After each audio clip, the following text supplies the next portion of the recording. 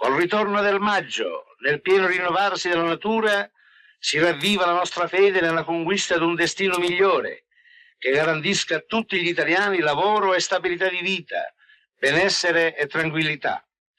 Il lavoro eleva gli uomini e li affratella tutti, al di sopra di ogni frontiera. I lavoratori di tutti i paesi, di tutte le lingue, di tutte le razze, riconfermano il patto della loro solidarietà e ribadiscono il loro impegno storico di marciare uniti sulla via della propria emancipazione sociale, che libererà tutta la società da ogni forma di sfruttamento e di servaggio dell'uomo sull'uomo e permetterà a tutta l'umanità di conquistare livelli superiori di giustizia, di benessere, di libertà, di pace e di fratellanza fra tutti i popoli della terra.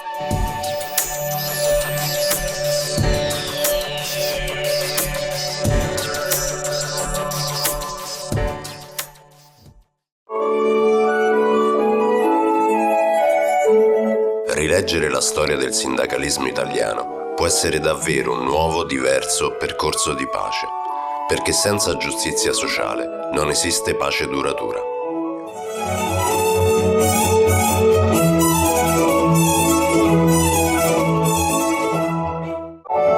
Per denunciare lo sfruttamento del lavoro e per ottenere miglioramenti economici, operai e braccianti imparano ad incrociare le braccia invece dei forconi e dei martelli. Imparano che lo sciopero può cambiare i rapporti di forza. Imparano che è nata una nuova classe, determinata a rivendicare un cambiamento sostanziale della società.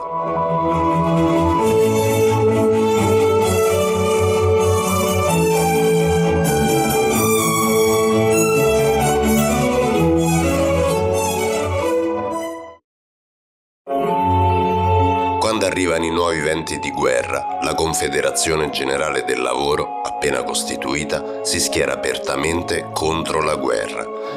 E sarà la CGIL, nel primo dopoguerra, a dar voce all'esasperazione dovuta alla grave povertà di grandi masse di lavoratori e a chiedere una pacificazione che si fondi sulla giustizia sociale.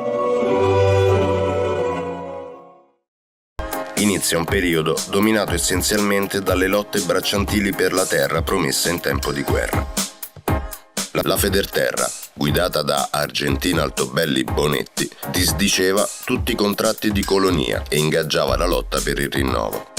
Gli agrari prima arretrarono, cedendo alle richieste, ma poi si rimangiarono gli accordi, instaurando un vero e proprio terrore con il sostegno del partito fascista.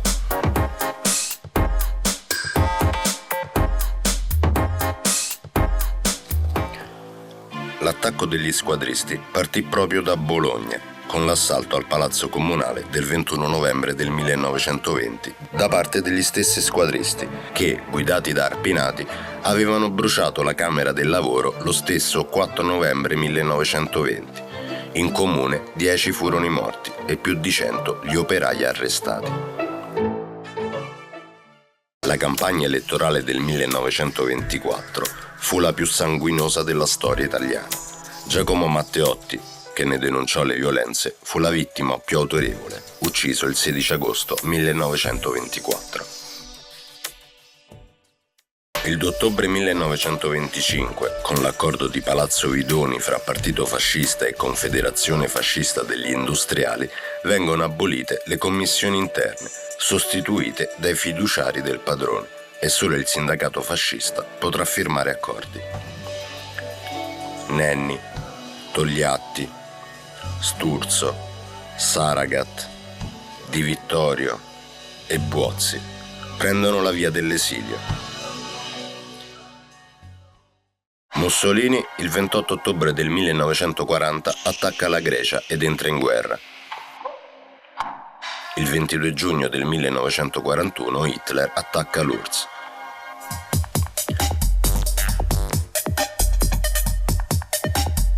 L'8 settembre 1943 l'Italia firma l'armistizio.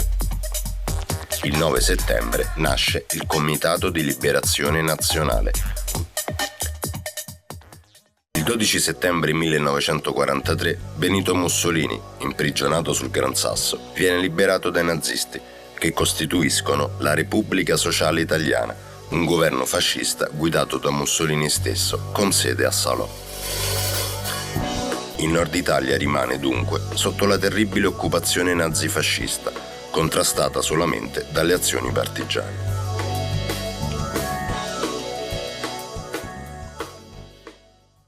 Sarà grazie all'incessante lavoro in clandestinità che la CGDL, insieme alle formazioni comunista e di giustizia e libertà, riuscirà ad organizzare nel nord dell'Italia, ancora sotto l'occupazione tedesca, lo sciopero del 1943 e quello, ancora più imponente e generale, del marzo 1944, che consentì di allargare le fila della resistenza, ma che costò la deportazione di più di 2000 operai e l'eliminazione di molti di loro.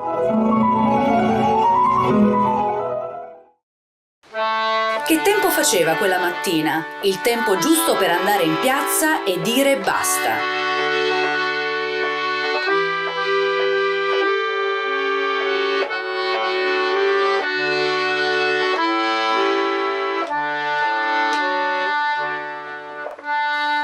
Penelope, la compagna della 63esima Brigata Garibaldi, quella mattina andando all'appuntamento con Gianna e Paola si domandava se e come le donne di Bologna avrebbero risposto all'invito a scendere in piazza tutte insieme.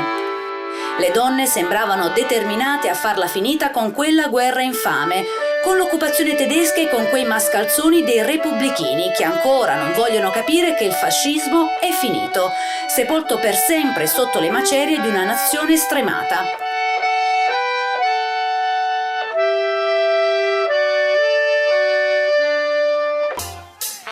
E tuttavia bisognava assumersi un rischio non indifferente, trovarsi in strada tutte insieme e sfidare la polizia repubblichina.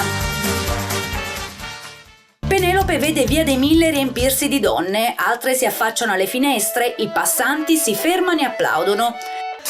Le donne accorse in piazza da più parti ormai sono più di 1000 e in un silenzio assordante si radunano sotto la statua di Garibaldi.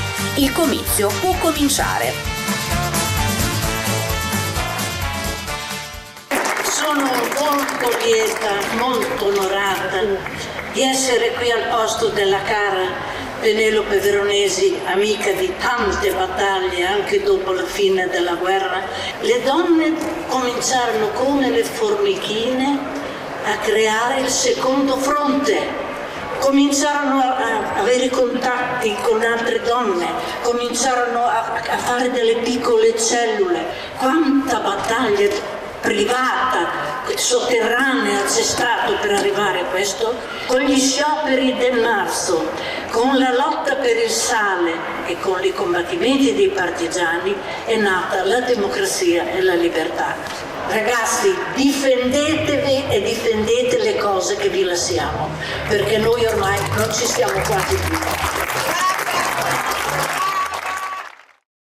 Nel giugno del 1944 fu ricostituita la CGIL unitaria, con Canevari, Di Vittorio e Grandi. Alla fine della guerra, il reddito medio nazionale dell'Italia è pari a quello che aveva nel 1870. Il costo della vita è 4 volte più alto rispetto al 1938. Dilagano borsa nera, commercio illegale e criminalità organizzata.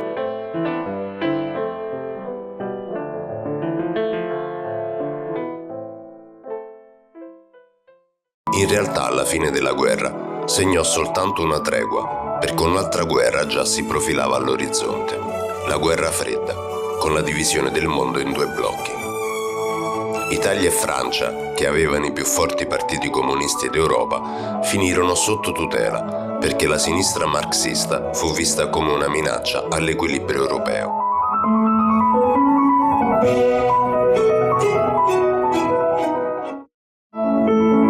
In Italia i comunisti e i socialisti vennero estromessi dal governo di unità nazionale e il Vaticano ci mise il pezzo da 90.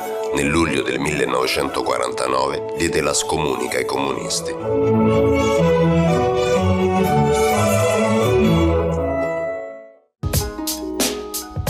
Tra il 1946 e il 1950 migrarono dall'Italia 1.128.000 persone. in gran parte giovani uomini soli. L'emigrazione in massa di giovani fungeva da deterrente alle tensioni sociali interne che si erano acuite dopo l'estromissione della sinistra dal governo e nello stesso tempo consentiva il rafforzamento della democrazia cristiana, praticamente sola alla guida del paese. Nelle fabbriche e nelle campagne, le discriminazioni e le rappresaglie furono una compagnia certa per tantissimi lavoratori e per le loro famiglie. Con la fine della collaborazione fra i due grandi partiti di massa si infrange l'unità popolare antifascista, con ripercussioni sociali pesantissime che coinvolgono la stessa unità interna della CGIL. La scissione sindacale, infatti, fra democristiani e socialcomunisti non tarda a venire. Ma Di Vittorio, convinto che fosse possibile unificare gli italiani onesti intorno ad un obiettivo comune nazionale, di sviluppo economico, di progresso, di vasta distensione sociale e politica, propone alle nuove formazioni sindacali una possibile unità d'azione con il piano del lavoro.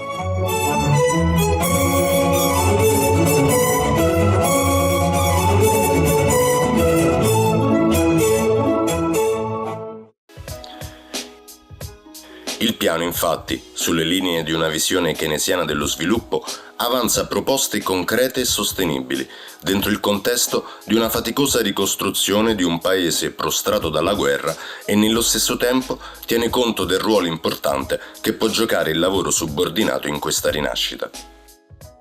Le lotte erano caratterizzate da alcuni punti molto importanti.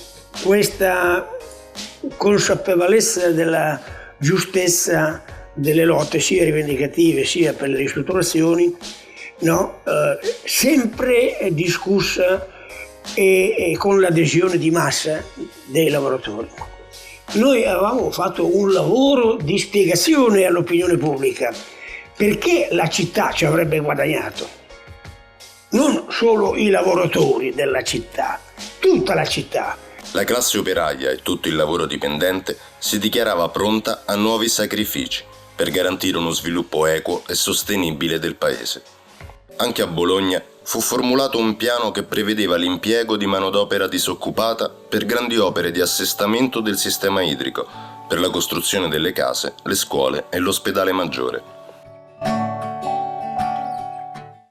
La dimostrazione più realistica di questo proposito furono gli scioperi a rovescio, lavori stradali ed agricoli nei terreni demaniali, sostenuti senza paga dai disoccupati. Nel bolognese i tanti lavori svolti non furono mai risarciti ed anzi furono recepiti come una provocazione ed osteggiati in ogni modo dalle istituzioni, anche con l'uso della forza pubblica. Nel 1950 rompe il Reno. Io ho visto quando l'Argine è andato giù. In quel momento lì, sugli argini, sulla parte di Bologna, c'erano 20.000 lavoratori delle campagne, diretti dagli ingegneri del genio civile. Noi abbiamo evitato la rottura dell'argine facendo così, da Cento a Molinello. Allora noi rompiamo gli indugi e rivendichiamo la costruzione del cavo napoleonico e del canale Mignaro-Romagnolo. Per Bologna, fra le priorità, vi fu la costruzione dell'ospedale maggiore, per la realizzazione della quale la mobilitazione dei lavoratori fu davvero straordinaria. Nella nostra provincia il piano del lavoro diede vita ad una stretta concertazione con le amministrazioni locali, grazie al fatto che si trattava di giunte di sinistra, non pregiudizialmente ostili alle proposte della CGIL. Non eravamo degli illusi, no? Voglio dire, quando facevamo tutto questo, perché il cavo napoleonico è lì, il canale Emiliano-Romagnolo è lì, abbiamo una rete ospedaliera nuova, di secca. Non eravamo della gente, voglio dire, che faceva propaganda ideologica apostolica. Governo, padronato e istituzioni snobbarono il piano del lavoro e non poteva che essere così. Ma nel tempo molte delle proposte furono assunte dai governi di centrosinistra che venirono.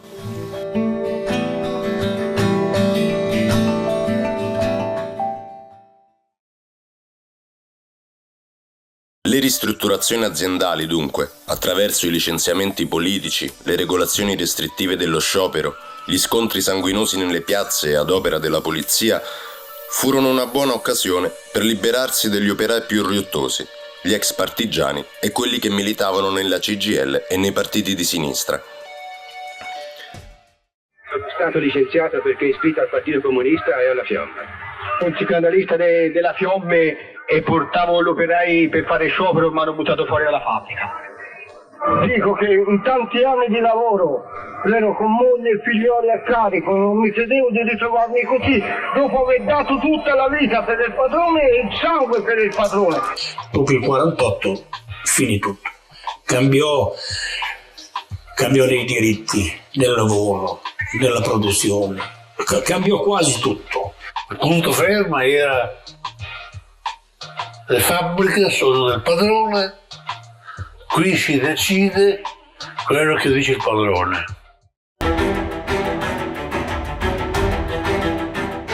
I rapporti di forza sono ancora una volta sbilanciati a favore dello stesso ceto padronale che aveva appoggiato il fascismo, deciso a ripristinare la propria posizione dominante, il proprio ruolo nella società e nell'economia.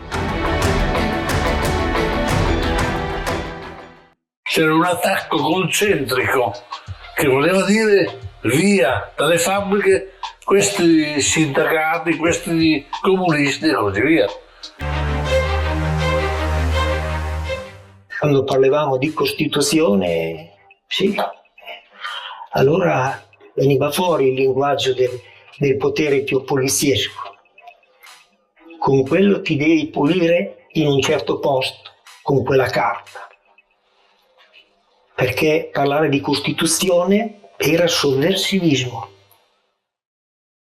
Il conflitto sociale, infatti, si manifesta fin da subito aperto ma non violento e il movimento operaio non arretra di fronte ai licenziamenti per rappresaglia, alle violenze della polizia scelbiana, ai comparti di confino nelle fabbriche e perfino di fronte agli eccidi, come quelli di Modena del 1950 e Reggio Emilia del 1960, o ai 109 morti durante le proteste fra il 1947 e il 1954. Abbiamo avuto la Maria Margotti che è stata uccisa dai carabinieri, nessuna condanna. Abbiamo avuto Loredano Bizzarri a Calderara di Reno, San Giovanni, che gli hanno sparato nelle spalle, nessuna condanna.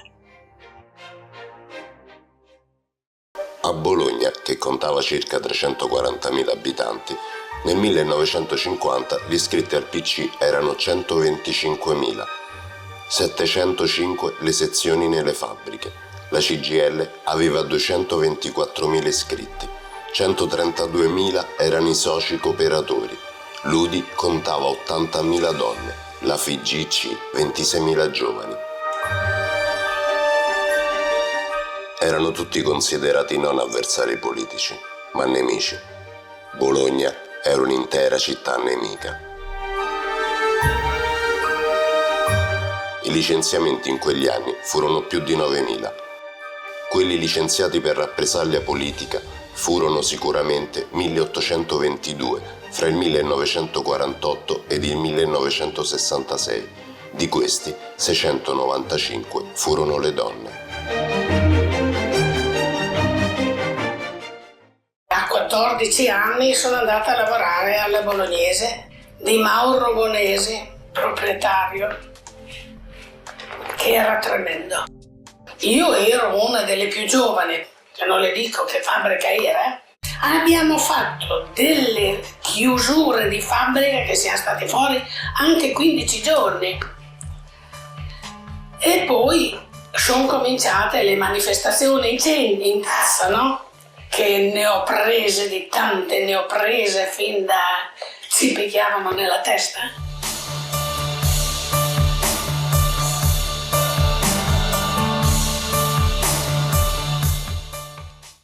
Io sono stata lì fino al 55, che ho chiesto la licenza matrimoniale. Quando sono andata per andare a prendere, dice questa è la lettera del tuo licenziamento. E perché? Dice perché così abbiamo finito tutte le storie per vedere se della commissione interna ce ne mettono un'altra come te. Lei può fare quello che vuole, però la parte del mio dovere l'ho sempre fatta. Dice è vero, allora se l'ho fatta, questa è una cattiveria che mi vuol fare. I casi di cui parliamo sono casi precisi proprio di gente che è licenziata ma con una selezione vera, cioè dice questo è dalla commissione interna, questo è un comunista, questo è iscritto al sindacato, questo è un collettore del sindacato. Questi sono stati il secondo turno, perché al primo turno sono stati licenziati delle aziende della difesa, che vennero licenziati addirittura tutti perché partigiani, gente che aveva difeso i macchinari dai tedeschi, gente che aveva fatto questo lavoro qui e vennero licenziati ed è veramente una cosa incredibile questa. C'è un pezzo di storia d'Italia che andrebbe studiato nelle scuole, veramente. Avevano veramente schedato tutti, avevano fatto un lavoro incredibile.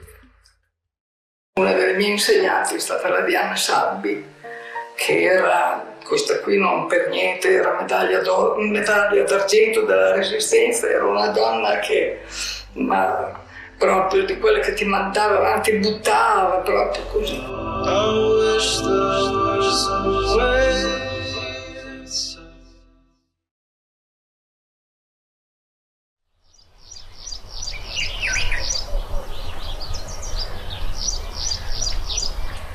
È partita la celere da Bologna, dagli agrari è stata chiamata, dagli agrari è stata chiamata, ma ben ti voglio ha dovuto fermare con le staffette lor sono partiti e le aziende si sono recati, nelle aziende si sono recati a bastonare i lavoratori.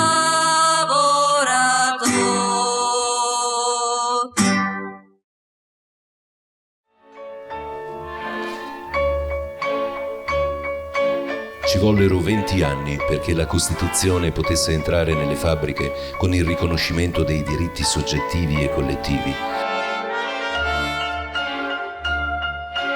La libertà di esprimere le proprie opinioni, quella di eleggere le proprie rappresentanze, il diritto alla salute, alla certezza del lavoro, del reddito, della previdenza.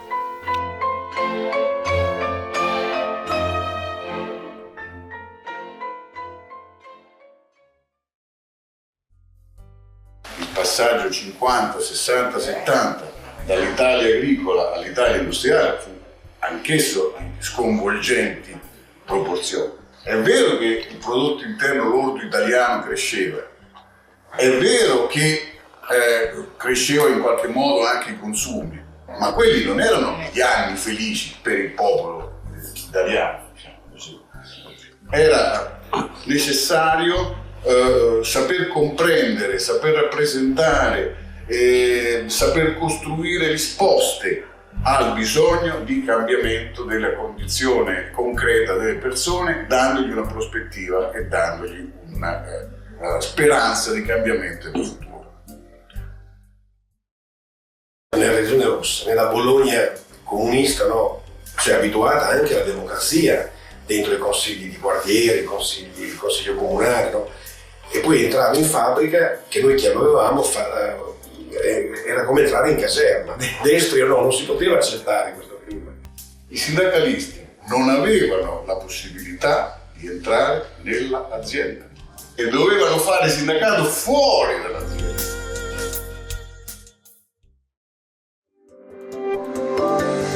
Alla VAR assumevano e fui assunta anch'io in un periodo di lotte per quanto riguarda l'affermazione dei diritti e quindi dell'orario di lavoro, l'organizzazione del lavoro, la salute.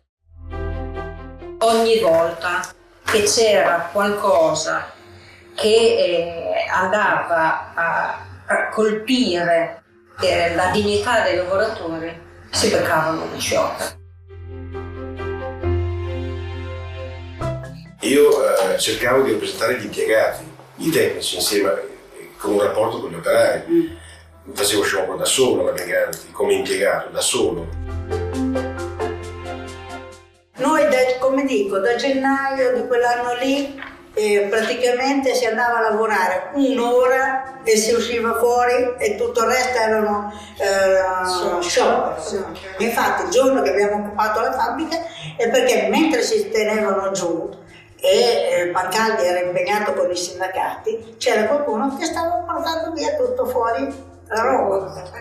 È stato lì che abbiamo bloccato e abbiamo occupato la fabbrica. Erano dei laboratori esterni e le portavano questi laboratori esterni. E lui aveva bloccato tutto.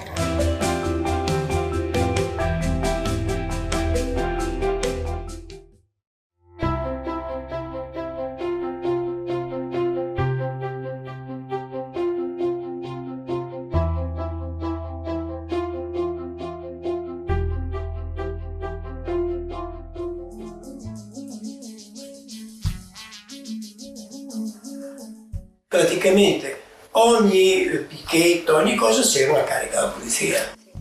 Con botte, non è che era così per ridere, insomma, se tu fai i nomi di tutte quelle verdesi, in tutte c'era una carica della polizia. No?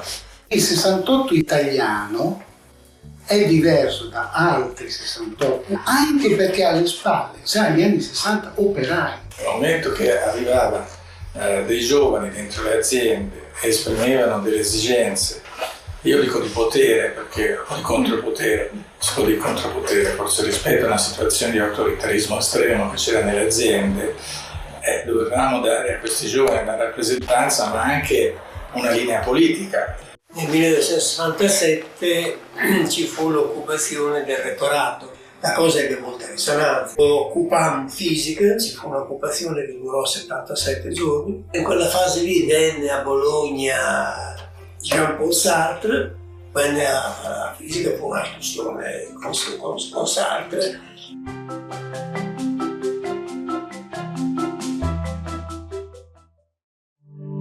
Siamo nell'anno accademico 67-68 e lì comincia, in qualche modo comincia il movimento studentesco. Il movimento studentesco qui da noi ha avuto fortemente al suo interno questo carattere sociale, proprio perché la contaminazione in positivo con i movimenti che operai dentro le fabbriche e nella società era molto stretta. Gli studenti della fabbrica ci aiutavano a fare i picchetti, erano molto decisi, molto determinati rispetto per esempio ai vecchi quadri di fabbrica, avevano paura di fare delle lotte dure. Sai, noi si prendeva a calci le auto dei cromiri, mica si scherzava. I giovani operai del SASIB, al di là di tradizioni politiche e sindacali molto conflittuali, prendono insieme in mano la lotta della fabbrica. Gli studenti dentro quella vertenza avranno poi sempre di più, diciamo così, un orientamento operaista e senza la presenza degli studenti forse i giovani operai non avrebbero preso la testa della lotta, perché aiuta una radicalizzazione. Mi ricordo che la prima occupazione della scuola avvenne subito dopo una manifestazione per la pace in Vietnam fatta davanti all'università americana John Hopkins E anche qui vidi per la prima volta, cosa che non era mai capitata, l'uso della forza da parte delle forze dell'ordine. A Bologna la polizia ha smesso di picchiare gli scioperanti. Dopo la Viro la polizia venne e fece una carica picchiandosi, se eravamo Claudio e io, prendemmo le bombe. Il giorno dopo tutti gli operai metalmeccanici di Bologna organizzarono e si presentarono dicendo: adesso vediamo chi picchia chi. E catturarono un'intera colonna della polizia, gli portarono via tutte le jeep. E poi fece una trattativa con il capo, diceva: adesso ci ridate tutti i nostri e noi vi ridiamo le jeep. E da quel momento a Bologna la polizia non picchiò più nei picchetti sindacali.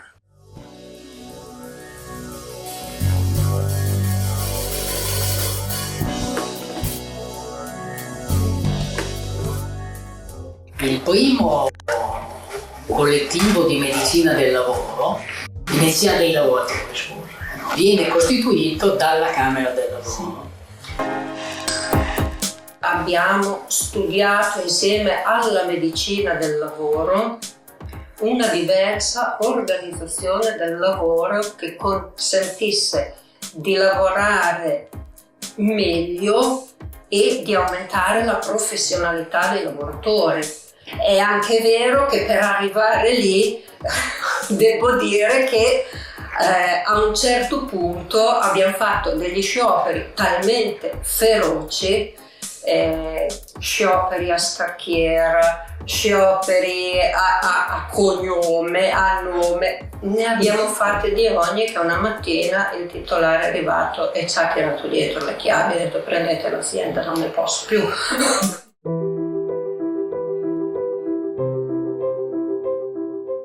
La medicina del lavoro entrò in fabbrica. Prima c'erano i reparti nocivi dove veniva riconosciuta un'indennità economica di nocività. Cioè, se io quando ripenso ai movimenti che facevo per fare un condensatore e ne dovevo fare 1200-1300 al giorno, cioè, avete presente tempi moderni? Ma ancora peggio, perché lì si usava tutto: le mani, le ginocchia, i piedi, la fronte. Considerate che dentro il condensatore andava una resina sintetica che procurava delle allergie pazzesche. Nessuno ci aveva detto: non toccatevi, lavatevi le mani, oh che guanti! Nessuno ci aveva detto: usate questa attenzione. Per questo io dico: guardate, noi abbiamo fatto le cavie davvero, però sapete che ho nutrito un odio per quei capi, per quella fabbrica. Quindi questo significa che aver subito una violenza immensa, perché quella era violenza allo stato puro.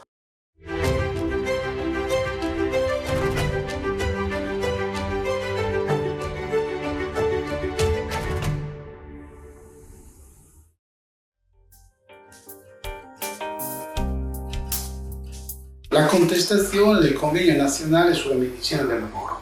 Ebbi modo di assistere alla presentazione dell'iniziativa come sarebbe stata, e questa cosa viene presentata da Claudio Sabatini all'università a fisica, che c'era tutto il movimento studentesco. Quella cosa lì fu promossa dalla Camera del Lavoro di Bologna, cioè Claudio Sabatini.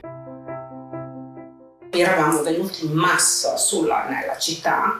E mi ricordo che quando arrivammo in via Marconi incrociammo un intero corteo di studenti con le bandiere che ci vennero a salutare. Un segno proprio di comunità di intenti, di comunità di obiettivi, di comunità di sentimenti, di emozioni. Perché come io avevo questa sudditanza, perché ecco, questa è la parola giusta, nei confronti degli studenti, nei confronti di chi andava a scuola, che era una sudditanza, ammirazione però. Loro avevano nei nostri confronti una sudditanza esattamente uguale, nel senso che loro ci ammiravano perché noi eravamo gli operai, quindi eravamo la materia concreta che poteva fare la rivoluzione.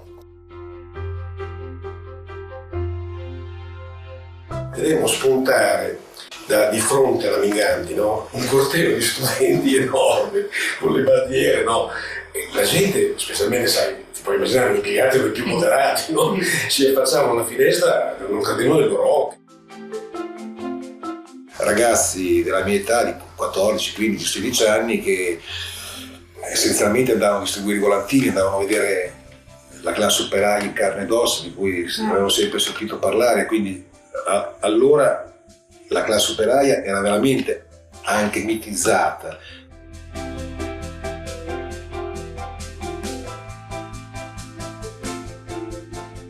Il movimento studentesco, non dico dappertutto, ma in una serie di realtà, Bologna è sicuramente quello, ha rappresentato un contributo di radicalità, di rinnovamento delle forme di lotta, ti costringevano a passare da una, diciamo, elaborazione astratta a fare i conti con dei problemi concreti.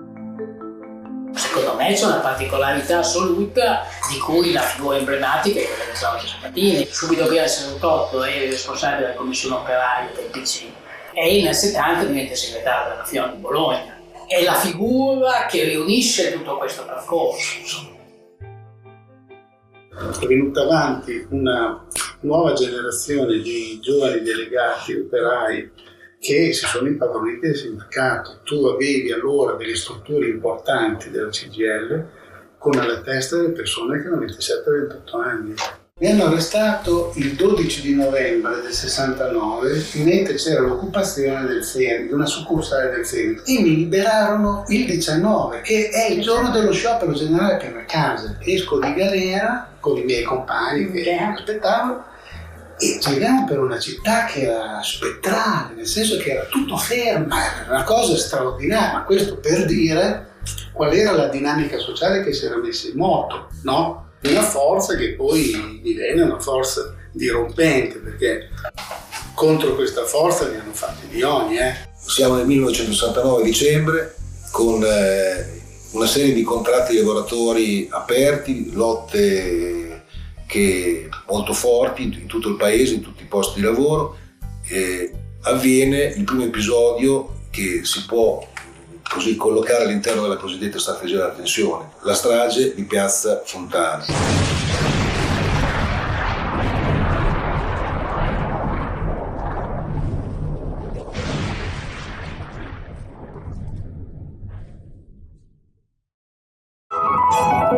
La conquista dello Statuto dei lavoratori apre nuove possibilità di informazione e di confronto sulle produzioni industriali, consentendo al sindacato di avanzare proposte concrete e fare pressioni per la riconversione delle produzioni belliche. La ritrovata unità sindacale fu quindi impegnata in una grande campagna di informazione sui pericoli di una guerra nucleare, sulle spese militari e la necessità di una seria riconversione delle fabbriche di armamenti. Nei sindacati si istituirono osservatori e centri di ricerca sul tema della riconversione. Il diritto di assemblea fu utilizzato anche per far conoscere ai lavoratori il pensiero degli scienziati per il disarmo.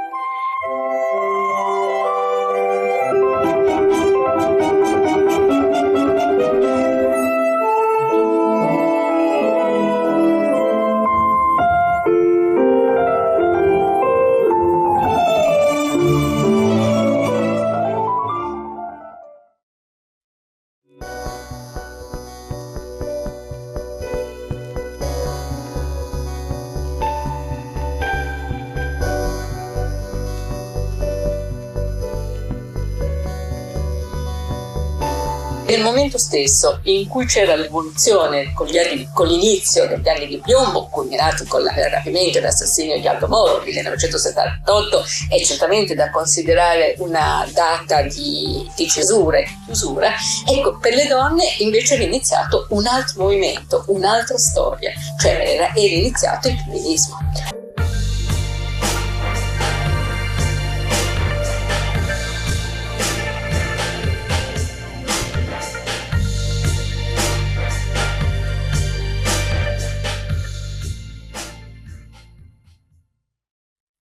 Io ricordo che negli anni 70 erano circa 30.000 le donne iscritte al PC.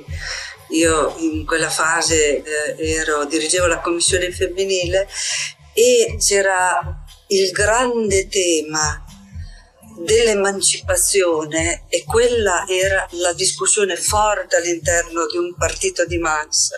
Il tema dell'emancipazione che faceva perno sul tema del lavoro, quindi l'inserimento della donna nel mondo del lavoro e tutti i servizi, ricordo, i consultori, gli asili nido, le grandi battaglie.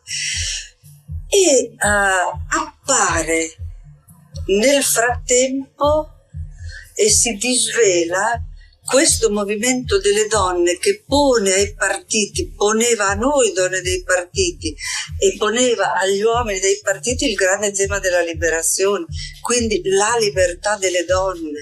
Troviamo di fronte a degli input culturali che sovvertono, sono eversivi. È vero anche che noi usavamo dei linguaggi fortissimi, ma anche il linguaggio forte, anche la modalità esteriore era provocatoria, era come dire, si usavano questi linguaggi per rompere, per spaccare, no? E quindi femministizzare il sindacato. Andava fuori di testa, perché cos'è sta roba? La cosa più complicata di quel periodo era che ci si sentiva un po' la cerniera tra i collettivi femministi che stavano nascendo e dall'altra parte una sinistra, parlo di una sinistra generalmente intesa, che invece era particolarmente arretrata. Io avevo notato la dirompenza dei contenuti. Il tema della maternità libera e consapevole, cioè di non essere vittime e soprattutto di pensare al proprio destino interno totalmente diverso da quello delle proprie madri, che era una cosa, per me era proprio un tema di vissuto personale, perché la vita di mia madre non avrei mai voluto fare. Insomma, c'erano delle risposte alla tua soggettività come donna, come ragazza, che erano molto importanti, e Ludi da questo punto di vista aveva una capacità di elaborazione nei primi anni 70 la più elevata, secondo me.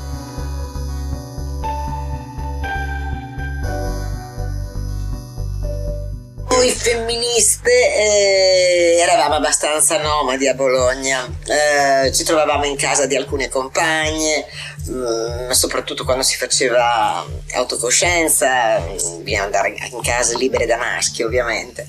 Poi finalmente occupammo il Goliardo, ma quella è una storia molto molto molto seguente. Occupammo il Goliardo e lì diventò la nostra sede favolosa, perché eravamo nel cuore della città universitaria, quindi ci sentivamo molto fieri di questa cosa. Io venivo alle riunioni dell'Udi o andavo alle riunioni del Goliardo, che c'era il gruppo delle donne dell'università, proprio avendo la curiosità e il bisogno di sentire qualche cosa di nuovo. Andammo a fare un'assemblea alle studentesse della Laura Bassi sulla questione dell'aborto. E c'era una sala piena con tutte le ragazze sedute in terra, insomma una cosa bellissima. Noi ci accorgemmo a un certo momento che specialmente gli uomini, molti uomini insomma, avevano molti dubbi su questa cosa dell'aborto della minorenne. E allora decidemmo di astenerci sull'emendamento della Democrazia Cristiana. E alla fine l'emendamento passò, quello della Democrazia Cristiana, e questo fu uno dei passaggi che ci permise di avere 22 voti in più nella legge sull'aborto. La ricerca dell'Udi, quando uscì e c'erano donne che testimoniavano in quella ricerca la difficoltà dell'affermazione di una sessualità libera, raccontavano in quella ricerca che loro aspettavano che il marito si addormentasse, andavano avanti e indietro per il corridoio per non avere un rapporto sessuale. Ma fu uno scandalo, per cui all'interno del PC la ricerca dell'Udi era ma perché era stata pubblicata, ma non bisogna assolutamente dire quelle cose lì.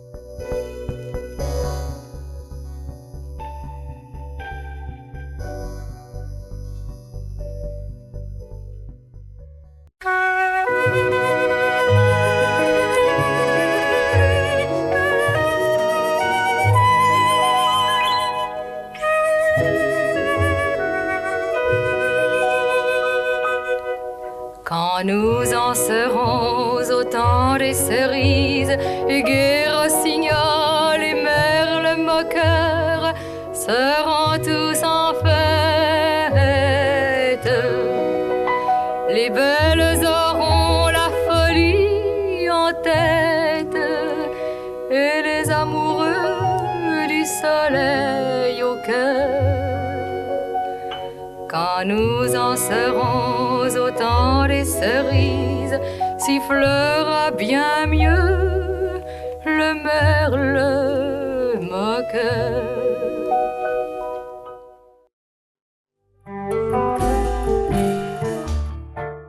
Trentina è inseparabile secondo me da 68, ecco. La sua, diciamo così, il suo grande merito, la sua intelligenza politica sta nell'avere capito in quella fase che bisognava puramente, semplicemente avere il coraggio di misurarsi con questo movimento che nasceva, con certo un tentativo di dirigerlo, ma di dirigerlo nel senso di riuscire a conquistare sul campo una capacità di egemonia culturale. Devo dire che io ricordo due cose in particolare. Una che riguarda l'idea della spendere la forza e il ruolo del mondo del lavoro, prima dei metalmeccanici, poi non solo dei metalmeccanici, ma dell'insieme del sindacato, per un'idea di architettura complessiva della società e perfino della tenuta democratica.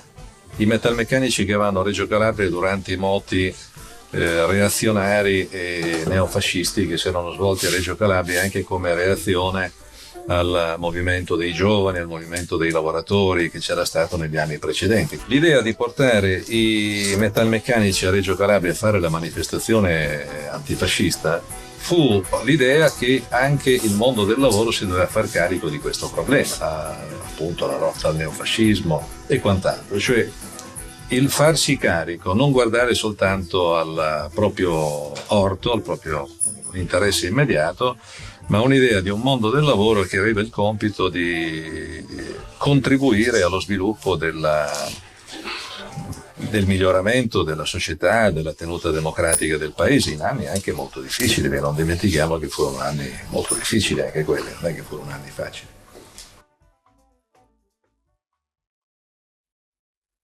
E nel 77 venne ucciso uno studente di nome Francesco Lorusso nel corso di non si può neanche dire di uno scontro, di un'occupazione universitaria. Un carabiniere sparò agli studenti che scappavano e uccise uno studente.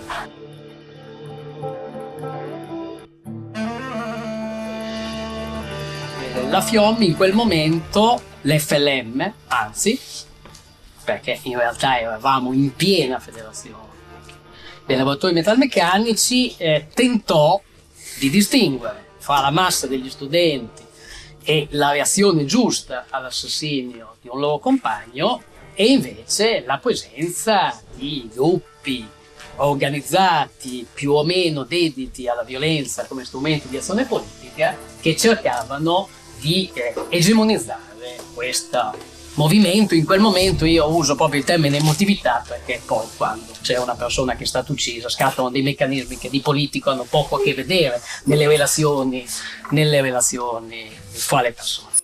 Su quegli avvenimenti scattò una riflessione politica anche nazionale del PC, una indicazione molto precisa della Federazione del PC di Bologna che con questo movimento di studenti non si doveva avere niente a che fare.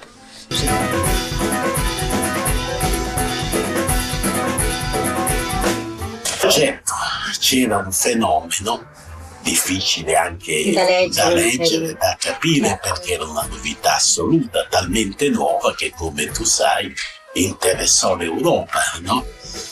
E io lì la prima volta ebbi l'impressione che Trentina non condividesse una linea di chiusura. Io avrei pensato che sarebbe stato utile che la CGIL, la Camera del Lavoro, fossero scese in campo con maggiore decisione. Devo dire c'era due difficoltà. Uno, un orientamento diffuso diffuso nel partito, che era quello di grande sospetto.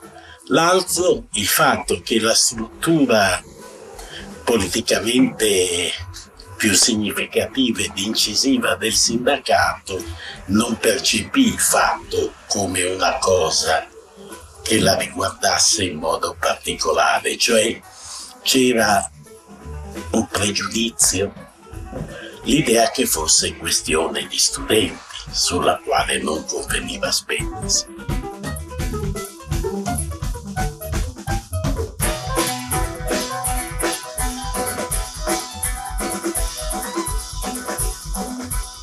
Quella settimana si concluse con una grande sciopero generale, una grande manifestazione unitaria che rappresentò la riconquista democratica della città, che era stata militarizzata nel senso proprio del termine, come si vede nel film, poi non tutto naturalmente, 4 strade, però la cosa era abbastanza.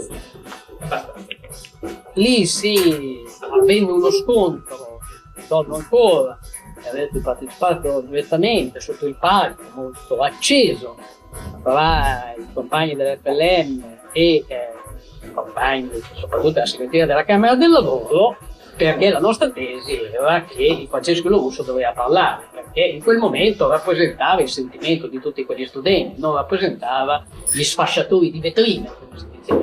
Poi l'FLM tentò rapidamente di ricostruire un'occasione di confronto con gli studenti, con un'iniziativa in un luogo che adesso è tutto diverso, che è la Sala Borsa di Bologna, con la partecipazione dei trentini.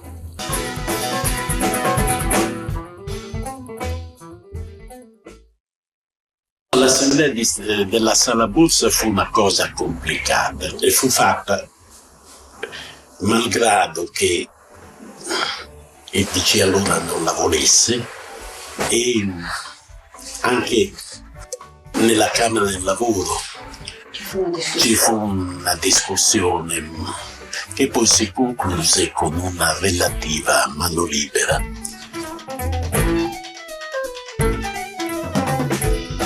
Insomma, la morale era che gli studenti, i rappresentanti degli studenti di tutti i tipi, tutti i generi, indiani, metropolitani, quelle cose strane di allora, ce ne dissero di tutti. Si cercava di contestare il rapporto stringente che esisteva fra lavoratori, consigli di fabbrica e organizzazione sindacale, che invece era il sindacato dei consigli di Trentino. E quindi per me questo attacco così diretto ai lavoratori e consigli di fabbrica lo consideravo proprio inaccettabile, di qui anche una mia certa emotività nel rispondere su questo punto, perché tutto poteva essere messo in discussione se non che i consigli di fabbrica a Bologna rappresentassero il cuore vero dell'organizzazione di classe e i rappresentanti veri dei lavoratori. E insomma la segreteria del FLM che teneva l'assemblea era un po' imbarazzata. Io andai lì a dire tutto quello che pensavo, perché pensavo che il confronto andava bene, ma non doveva essere paternalistico, doveva essere un confronto dove ognuno sosteneva la sua verità. Loro sostenevano la loro e ce ne dissero tutti i colori. Io sostenni quella del movimento sindacale, dell'FLM in quel momento, dei consigli di fabbrica, e gli dissi su 2 o 3 punti tutto quello che pensavo, compreso il fatto, che fu l'elemento clou di quelle, che andava bene quando si trattava di difendere la Costituzione, la democrazia, anche fare le manifestazioni con la DC. Quello fu il momento dove si rischiò davvero che il palco venisse travolto e buttato all'aria. Trentin fece una cosa molto bella, che era quella di dire non c'è futuro senza questo legame studente-movimento operaio. Non solo, anche per il movimento operaio questa è una prova decisiva. In Trentin questa cosa la disse anche con nettezza. Io ricordo che a quell'assemblea io ero lì per la Camera del Lavoro, che era molto preoccupata, cioè che riteneva la cosa pericolosa. Io ero convinto che andasse fatto un tentativo. E comunque, come dire, io per esempio ho anche questo ricordo nettissimo del carisma di Trentin in quell'occasione, perché nonostante il brutto cattivo servizio che gli avevo fatto a metà dell'assemblea, lui riuscì poi a concludere quell'assemblea in una condizione di normalità. Quando lui gli prese la parola per concludere, tutto si acquietò era a dispiaciutissimo, dimostrare, quasi piangeva. a dimostrare lui quasi piangeva da dispiacere di non essere riuscito a stabilire un rapporto positivo con questi, insomma, di convincerli delle nostre buone ragioni, capito? Lui era molto provato da questa cosa.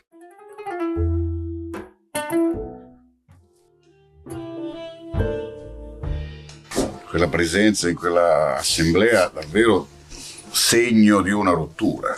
E tuttavia credo che tutti quanti noi ricordiamo con quanta sofferenza e sofferenza della comprensione di quella rottura e della difficoltà a misurarsi con quella rottura.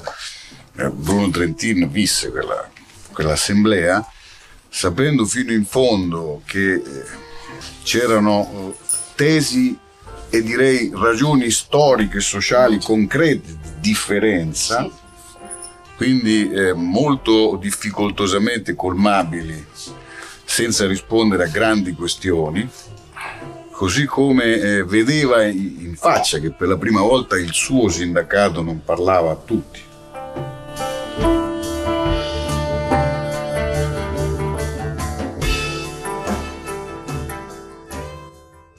Trentin che assume anche in questo caso con sofferenza la direzione del sindacato, ma la assume quasi forse con la convinzione che un compito molto importante per lui era quello di contribuire ad una riflessione senza veli, ecco, sulle trasformazioni con cui misurarsi, e che allora, ecco, porta, questo è il mio ricordo, a concepire da parte sua l'idea di un sindacato che fosse nelle mutate condizioni non più solo il sindacato dell'unità operaia, ma il sindacato che lui chiamò, preparando il congresso del 1991, il sindacato dei diritti e delle solidarietà, ecco, che nasceva proprio dalla idea di come misurarsi con queste trasformazioni, di riuscire a vedere quello che forse non era stato visto, ma non per colpa, diciamo così, e cioè che dietro ogni operaio c'è anche una persona, diciamo, con le sue differenze, con i suoi caratteri, un nuovo sindacato che facesse unità non più solo, diciamo, in una condizione di classe e di eguaglianza immediata già esistente, ma costruire, diciamo, questa unità con la eguaglianza su che cosa? Ecco, l'eguaglianza sui diritti, ma uniti da una idea di diritti comuni, e quindi non solo un sindacato degli interessi, non solo un sindacato delle tutele, non solo il sindacato delle difese, ma il sindacato dei diritti di tutti, e però anche questa grandissima parola, il sindacato delle solidarietà. Che cosa significa solidarietà? Significa che con tutte le analisi del mondo tu non arrivi facilmente, se non anche con una scelta etica, morale, politica, a riconoscere i diritti di tutti, oltre che i tuoi interessi. E non dimentichiamo che il sindacato ha visto i suoi momenti migliori quando ha attratto intellettuali, giovani e meno giovani, a dare un contributo al sindacato stesso. Ogni volta che il sindacato ingloba energie, attira energie, è un grande momento per il sindacato, e da questo punto di vista Trentin viene portato da Di Vittorio nel gruppo dirigente della CGIL subito dopo la guerra, esattamente per portare un'energia intellettuale. Trentin accettò non facilmente, devo dire, di celebrare, si dice così, il centenario della Camera del Lavoro di Bologna il 26 marzo del 1993. La Camera del Lavoro di Bologna era stata infatti fondata il 26 marzo del 1893. E devo dire davvero che fu attratto da queste due cose che noi potremmo sottoporgli. Innanzitutto un bellissimo manifesto che trovammo quasi per caso e che ora fa parte del patrimonio dell'archivio storico della Camera del Lavoro di Bologna, che era il manifesto di convocazione dell'assemblea di convocazione di quella costituzione della Camera del Lavoro di Bologna il 26 di marzo del 1893, perché questo manifesto straordinario diceva appunto: accorrete all'adunanza se avete a cuore l'avvenire dei vostri figli e se vi punge il desiderio del meglio. E lui fu conquistato da questo sguardo incredibile di quelle persone della fine dell'Ottocento, povere, misere, senza cultura, eccetera, eccetera, che tuttavia svolgevano lo sguardo al futuro. E l'altra cosa, devo dire, anche qui senza retorica, una testimonianza che lo convinse molto, fu l'opportunità di rendere omaggio, ne parla nel suo intervento, appunto ad un tratto particolare del sindacalismo bolognese, quello rappresentato da una esperienza straordinaria nelle lotte bracciantili, che è quella del grande capo, diciamo, delle leghe bracciantili, Luciano Romagnoli, perché c'è un passaggio in uno dei tanti discorsi di Luciano Romagnoli a proposito dell'esperienza della Lega, che dice: quando arriva la Lega dei braccianti, che si mette assieme non solo per essere più forti in gruppo invece che da soli, ma perché accanto al sentimento fragile di solidarietà, inteso come aiuto all'interno di un gruppo, pratica l'idea di una solidarietà più grande verso tutti attraverso il discorso del lavoro anche per chi non ce l'ha. I braccianti lottavano per dar lavoro a tutti, e perché pratica allora la democrazia. Si chiede più democrazia ed è giusto, e nello stesso tempo si chiede più solidarietà e più unità. E la grande difficoltà è di mettere queste tre cose insieme, cioè di fare partecipare tutti alle decisioni del sindacato, nello stesso tempo di trovare delle soluzioni che vadano bene per tutti. E la democrazia che cerchiamo di costruire è una democrazia che faccia pronunciare tutti su quel patto, quel nuovo patto di unità fra diversi che oggi può essere il sindacato.